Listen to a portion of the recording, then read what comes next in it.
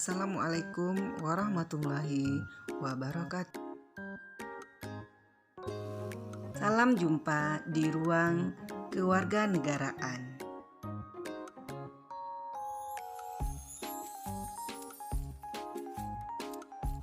Tonton sampai habis ya video pembelajaran ini. Oh ya, jangan lupa like, komen, dan subscribe.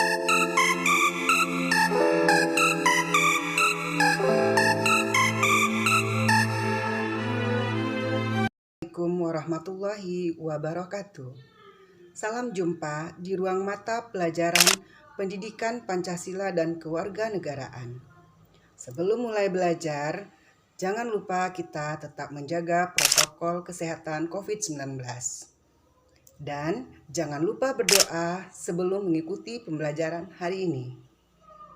Oke, Ibu yakin kalian sudah siap untuk belajar, bukan?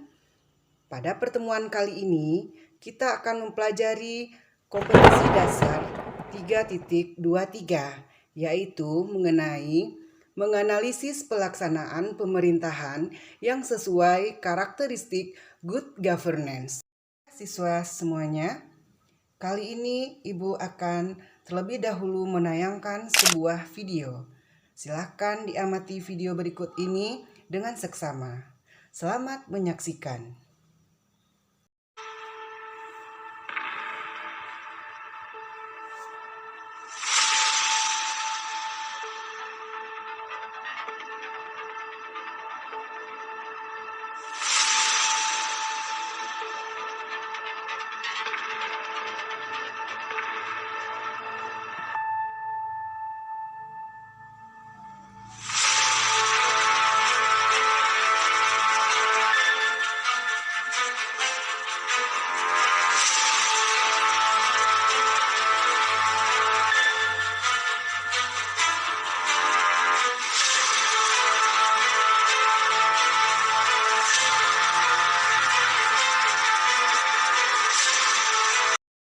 Siswa sekalian, bagaimana tanggapan kalian setelah menyaksikan video tadi? Pastinya setiap kalian memiliki pendapat yang berbeda-beda. Yang jelas, dalam video tadi kita bisa melihat bahwa adanya situasi dalam penyelenggaraan pemerintahan yang belum sesuai dengan harapan. Bagaimana jika pelaksanaan program dalam pemerintahan itu banyak yang tidak tepat guna atau tidak tepat sasaran? Atau begini, bagaimana jika dalam pemerintahan itu tidak ada keterbukaan terhadap masyarakat? Iya, benar sekali. Tentu saja jalannya pemerintahan itu menjadi kacau. Nah, oleh karena itu, sangat perlu adanya penyelenggaraan pemerintahan yang baik atau bagus, yang sering dikenal dengan istilah good governance. Pernahkah kalian mendengar istilah good governance? Apa itu good governance? Good governance berasal dari bahasa Inggris, yaitu good dan governance. Good memiliki arti baik atau bagus, atau juga memiliki arti nilai yang menjunjung tinggi keinginan rakyat, kemandirian, aspek fungsional, serta efektivitas dan efisien.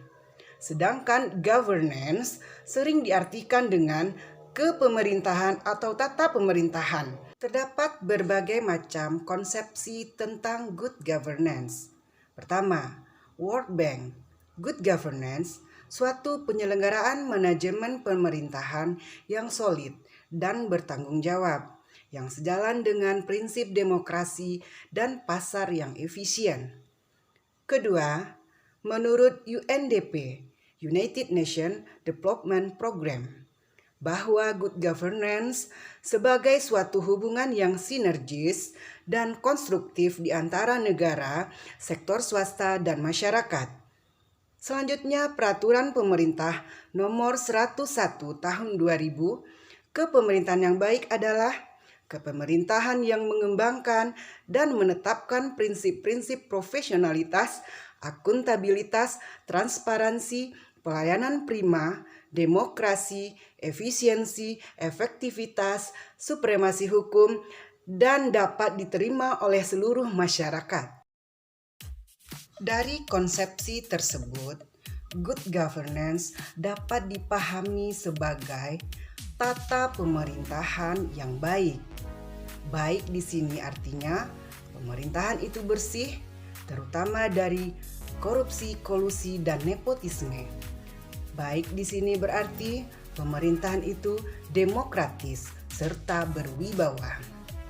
Mewujudkan pemerintahan yang baik ini merupakan hal yang menjadi impian dan harapan semua bangsa di dunia.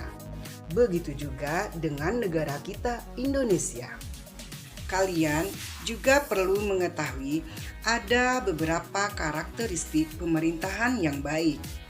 Apa itu karakteristik?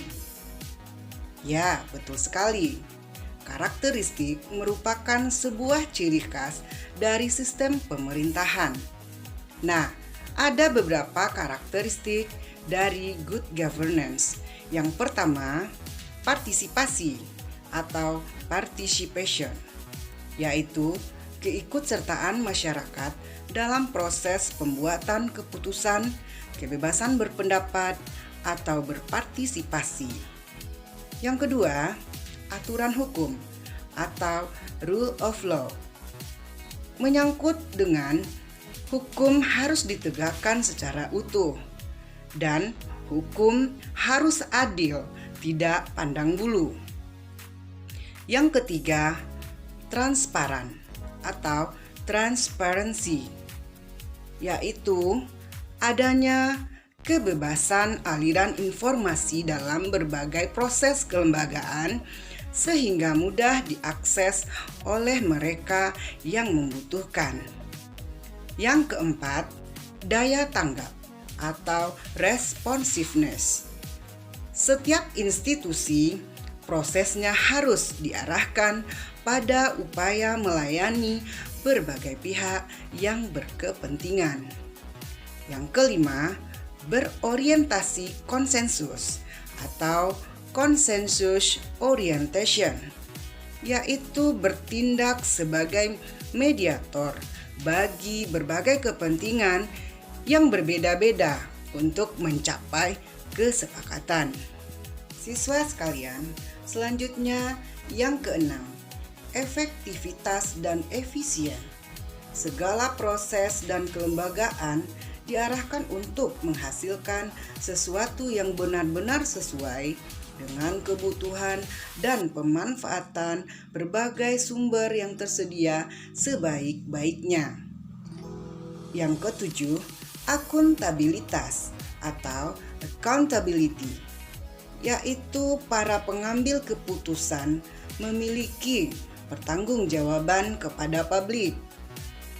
Kedelapan, bervisi strategis atau strategic vision, di mana para pemimpin dan masyarakat memiliki perspektif yang luas dan jangka panjang dalam penyelenggaraan pemerintahan dan pembangunan. Pada dasarnya, negara sangat berperan penting dalam mewujudkan pemerintahan yang baik.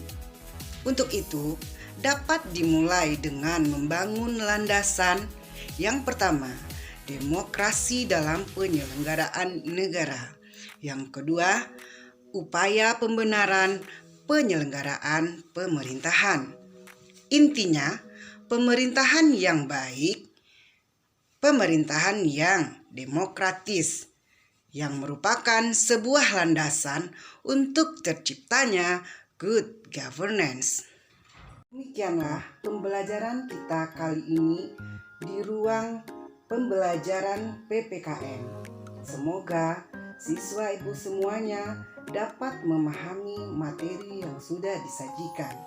Sampai jumpa pada pembelajaran selanjutnya. Assalamualaikum warahmatullahi wabarakatuh.